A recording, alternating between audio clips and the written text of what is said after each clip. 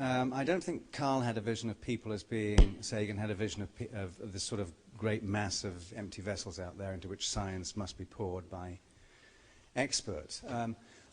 On the other hand, I do think that I do have some sympathy with Owen Flanagan's point about, you know, if you've got expertise, let's use it. So the challenge here is to find out where's the balance, it seems to me. I mean, how do you engage an audience? How do you get more people to understand that science rocks and that they should know some more about it?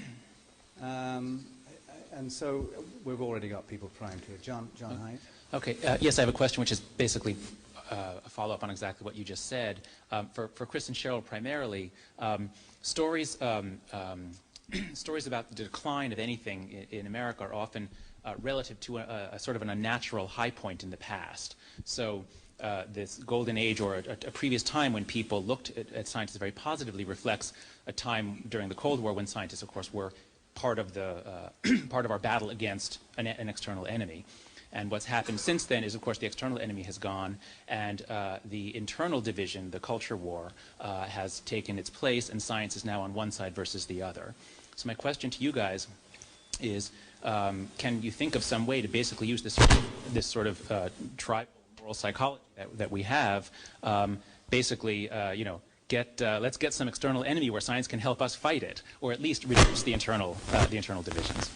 It's a great question, and actually we just wrote the rough draft form, the end of our book, which tries to address this, and we say that, you know, even if you had all the media coverage of science that you want to have, would that really equal the 50s, because science at that time was part of the national mission, okay? How would you restore that?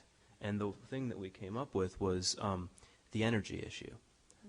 Basically, take up the charge to remake the energy system. It's a scientific mission. It's incredibly urgent, and the economy and the world depend upon it. And if we associate that with the scientific community's endeavors, then we're starting to reconnect it with what America needs. That's the only thing I could think of. Yeah, but there's no person on the other side. Morality requires opponents who are agents, not so global warming, energy shortages, those aren't very good enemies.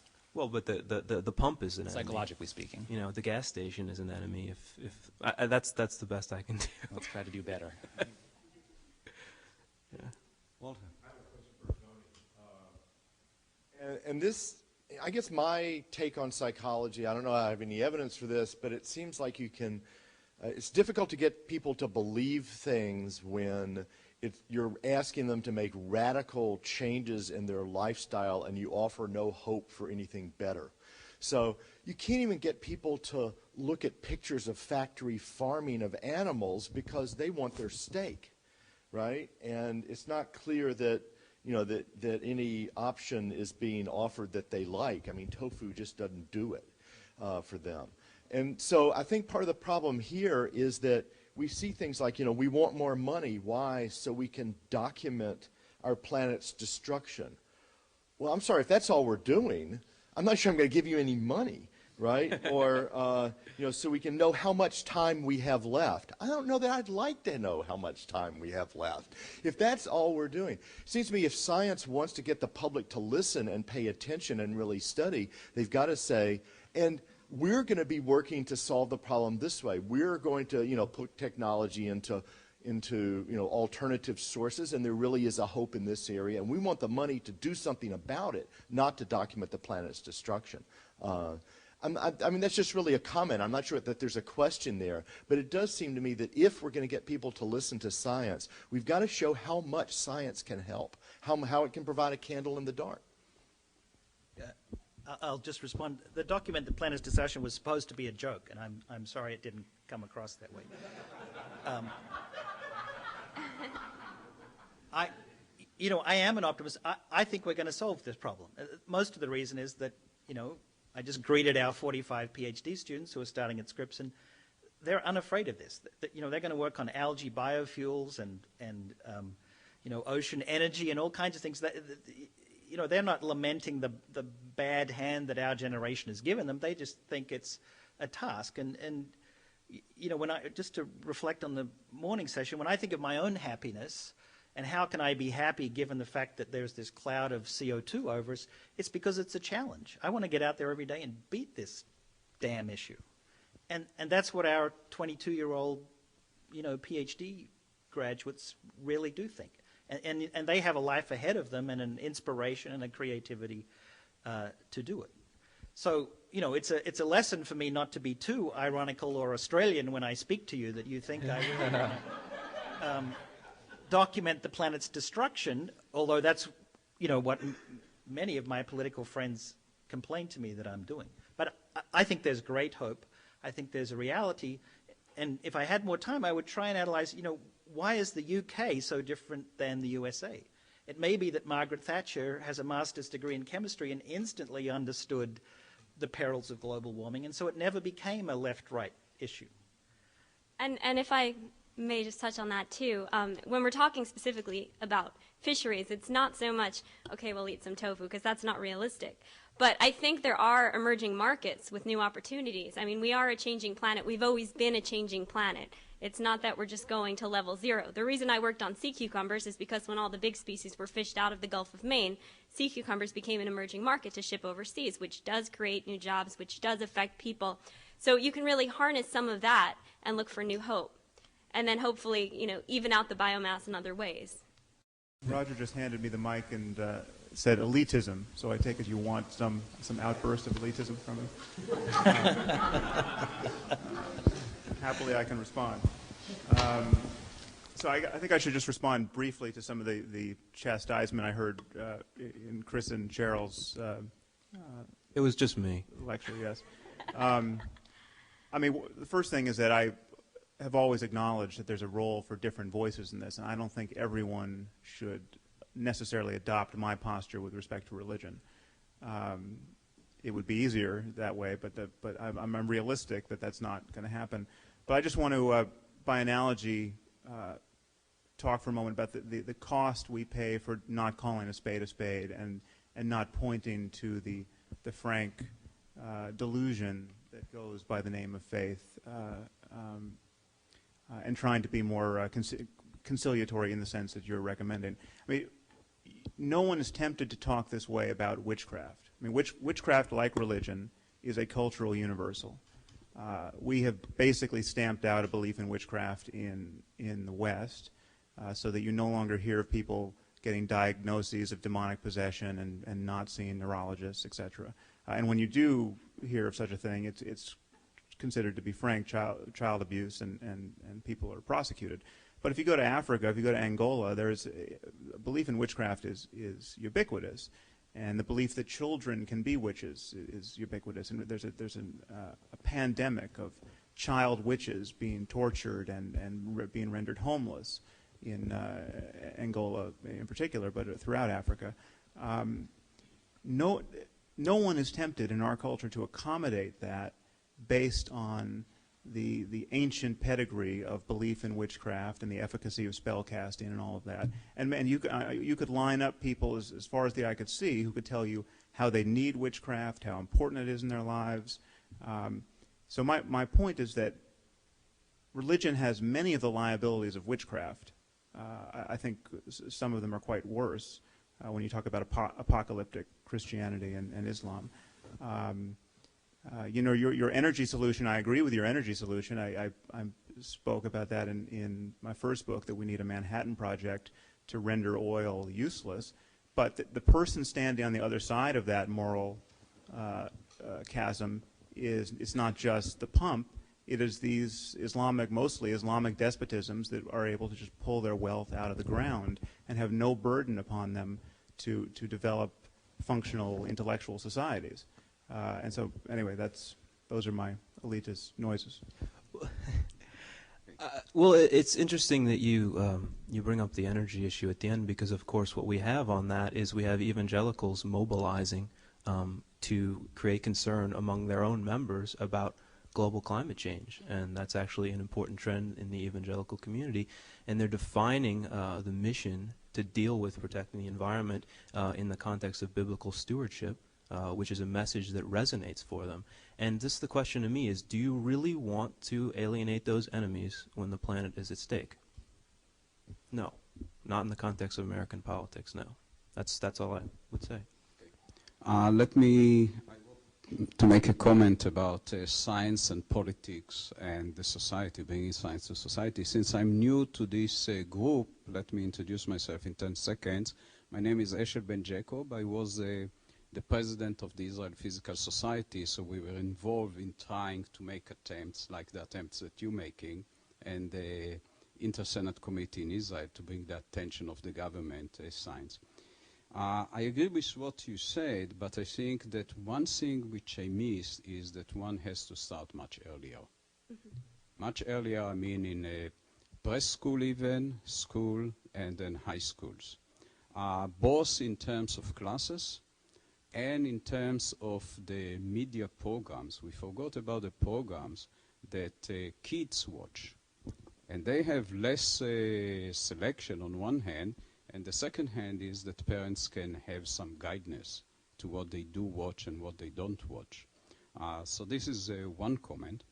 The other comment is that we forgot also the role of the scientist. Scientists, sometimes we are very reluctant to, we feel that this is making the science cheap. If we try to make the science, or the science that we are doing, and bringing it into the attention of the public in a popular way. So there are many scientists that are very reluctant, and there are many scientists that if someone, a scientist, a colleague, is successful in doing it, they have some bad feeling about the way that he's doing it. It's like playing the science cheap. So this is the fault of the scientist. And the last comment is that you are right, you mentioned it, that post-Second World War, there was a flourish in the interests of the public and politician and society at large. Also, we forgot the role of people that make the money, that if they are interested in science, it makes an impact. But it was because the feeling of society was that it's directly related to this existence issue of every person, existential issues. So I agree with you completely that bringing back the energy issue can again draw the attention of the society and bringing global warming.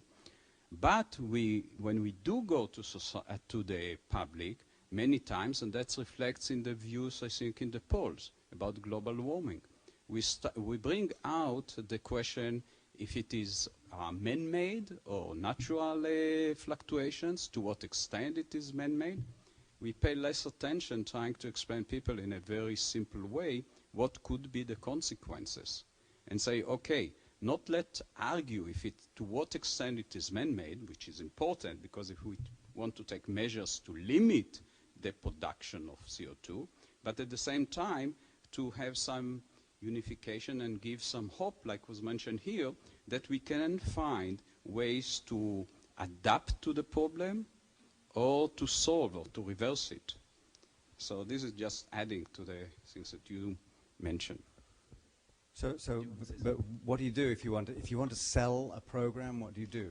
Well, I just want to first wholeheartedly agree with what I call it the cringe factor, but how academia often feels about engaging in public policy. It's a huge problem, and I've known personally, and you hear stories of so many scientists who think about doing one of these AAAS fellows, a Sea Grant fellowship like I did, and ultimately opt out because they're afraid, first, by not publishing during that 1 to 2 year period, and then secondly, what their colleagues will think of them coming through the process on the other side. Will they be advocates? And Jeremy Jackson, who I'm sure you know, is one of the best marine scientists, marine conservation voices we have in the world right now, and there are people who sort of object to that because he does take a position on a lot of issues which are very important. So I think we need to, as you said, start changing some of the perspectives on those individuals. And just an anecdote to add, I had run into Sam Farr earlier this year. He is one of the greatest ocean champions from California, a congressman. And he said to me, you know, he always has a Sea Grant fellow as well, and I wasn't in his office, but I'm friendly with his former Sea Grant fellow, Latisse Hauser. And what he said was, you know, I don't understand. All of these wonderful scientists come through my office, and then they never go back into science. he didn't mean that that they're not doing any research at all. But I think what he meant is once they get the bug, once they see what their work, what their professional career can do on an application level, they're often less inclined to go back and only be doing research, only be working in the lab. But we need more people to have that experience, and we need to encourage that in the ivory towers and in discussions, in TV, in the people that we showed, young people coming through the science pipeline to the other side. Yeah, just to add, I mean, that's why we still have to grapple with the Carl Sagan problem. The history of the popularization of science in America in the last 50 years is the history of tension between trying to reach broader audiences coming from the scientific community and then getting brushed back by scientists themselves who say you're simplifying. And so we're trying to, we want to reach people, but no, you can't. You can't do it like that. And so we retreat, and then we advance, and then we retreat.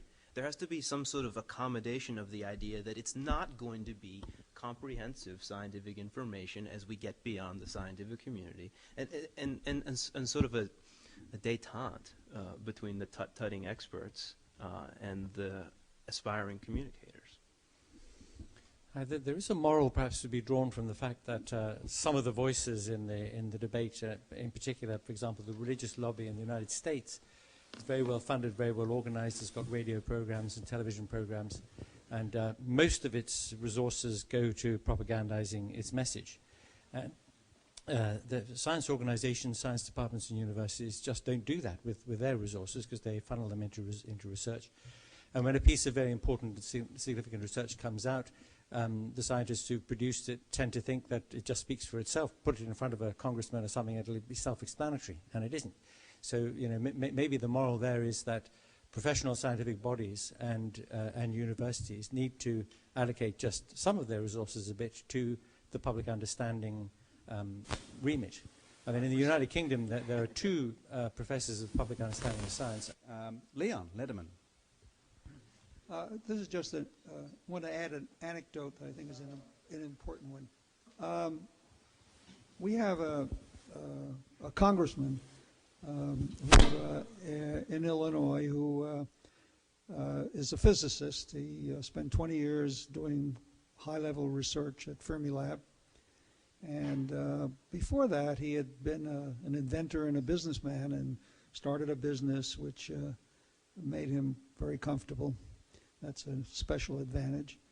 And a year ago or so, he decided he wanted to run for Congress. And with a leave of absence, he spent some time in a congressional office learning how to do this. He then engaged a polling firm to look at the area he's in, and our area is rock-ribbed Republican. They elected a dying congressman, who died about a week after he was elected, because he was rock-ribbed Republican. Our district was the district of Dennis Hastert, who was the House Majority Leader, and very, very conservative.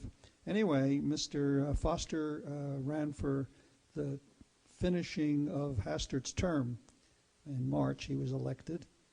Running as a Democrat, as a scientist, and as a businessman. What he's able to do in Congress is just absolutely mind-boggling, because he knows science. I mean, there are a few medical people in Congress. There's two other physicists, but their grasp of what's going on in science has been weakened by their long stay in the Congress. Foster is always surrounded by congressmen after a discussion. There was a discussion about the nuclear budget. There were discussions which had to do with directly with science and sometimes indirectly with science.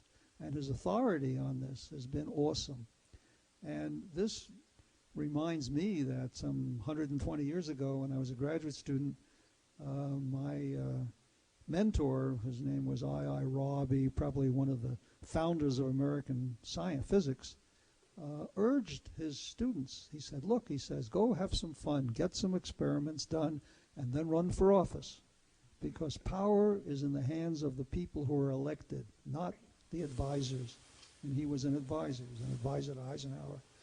And I remember that, and I think it's not an easy thing to do. Not many good scientists are able to cope in a congressional atmosphere. But boy, if we could get 3 or 4 more such scientists in the House and a couple in the Senate, it would change things, because the congressmen really want to do well, often, sometimes, hopefully, and having close advice by an elected person is awesomely powerful. Absolutely, 100% amen. Yeah. Would anyone here like to help start a science pack? We want to start a science pack. Rich people supporting the campaigns of people who care about science, not the science institutions, the rich people. Yeah, on the last point, I think that you in this country have got a lot to learn from the UK, that our upper house is hereditary, more or less, and is appointed, and we don't have the dual system of one party against another. Of course there is one party there and another party, but we also have crossbenchers who are not aligned with either the government or the opposition. And I think that's the secret for getting scientists who are not taking a party line into positions of government. And I think it's the one good feature of our parliamentary system that I think your Congress lacks. I just wanted to sort of comment on the historical story and some thoughts. First of all, it's easy to be nostalgic about the Sputnik period, you know, but when I was researching a column, I don't know, about 1.5 years, 2 years ago, about scientists portrayed in literature and popular culture, one of the things I came across was this this article in Science in, I believe it was in 1957, but I wouldn't bet my life on it, but it's somewhere around there, by Margaret Mead and a colleague, and it was about how students, high school students, perceived scientists. And basically nobody wanted to be a scientist because they were weird, but they all said we'd be living in caves if it weren't for scientists. So there was this great appreciation of scientists are wonderful, but they're really odd ducks. You know, they're either working all the time or they're never working, or they don't have, they were, you know, there was not a sense that everybody should be a scientist. But the longer term, listening to Chris, I was thinking, well, okay, I knew about this Margaret Mead thing, and I knew that even in the 50s and early 60s, when we think about science being very popular, and, you know, a lot of people didn't think so highly necessarily of scientists as people. But I was thinking, well, when was science popular? You know, was it popular in the 19th century? Well, no, you know, I mean, basically there was this brief time in the 18th century among a certain elite where scientists were popular and science was a great thing. But I also wanted to caution, I mean, there's a great deal of self-congratulation, you know, we're all good liberals, and, you know, I would consider myself on the classical side of that, but, you know, and all the enemies are always conservatives and fundamentalists and people who voted for George Bush. But, you know, conservative fundamentalists did not write Frankenstein. There is also and I'm old enough to remember the backlash against science in the late 60s and early 70s, and it did not primarily come from the right. There is a very deep romantic strain which exists very prominently on the left, and right now they've come together because the romantics can say, you know, technology is bad because it's destroying the planet, and the people who like science can say, well, you know, science is good and it helps us understand why, you know, the planet is in danger, and so they're in alliance. But that's not always the case. There is an Enlightenment sort of pro-science point of view that battles not just against religion, but against this very strong romantic strand in Western culture that came out of, you know, was literally a backlash against the Enlightenment and then against industrialization. And I think to leave that out of any sort of intellectual argument, you miss things that are beyond the next 4 years. I don't disagree with you if you look at Hollywood. Well, the 50s is a different point, but If you look at Hollywood depictions, mad scientists, I mean, obviously they're coming out of that tradition, and this is an issue of two cultures of literary heritage versus scientific heritage clashing in the entertainment industry, and it's not a necessarily a right-left kind of thing. I don't mean to suggest that it is. I think that the big enemies politically of science in the last 8 years are clearly coming from the right because the Bush administration was so powerful. Does that mean that it's always going to be that way, that it's been that way in every single country? No. I mean, none of those things are true, but it's presently been the big problem. If we think about the long-term influence of science, we're going to have to take into account a lot of other kinds of political and not political factors, like the complete change in the nature of the media over the last 50 years. We are running a bit late, so we'll just take one more, maybe. By the way, just to remind you, the romanticism and the dark satanic mills and so on, look at the poster again. It's got Billy Blake all over it. So, Beatrice? This ties within several of the recent comments. I think that portraying this as a partisan issue is unnecessary, counterproductive, and wrong. It's counterproductive in that it will alienate some of the allies that you need the most and unnecessarily. And it's wrong because I can certainly point to certain domains in which the left has traditionally been hostile to evidence when it goes against their social agendas. In the most recent administration, we have an administration that is particularly strong in terms of its willingness to have potent conflict of interests that tend to align it with the issues that we've talked about today. But I do think it's a dreadful mistake to portray this as a partisan issue. Will we pick this up this afternoon a little bit later? I think people are getting hungry at this point. We need to recharge our energy sources.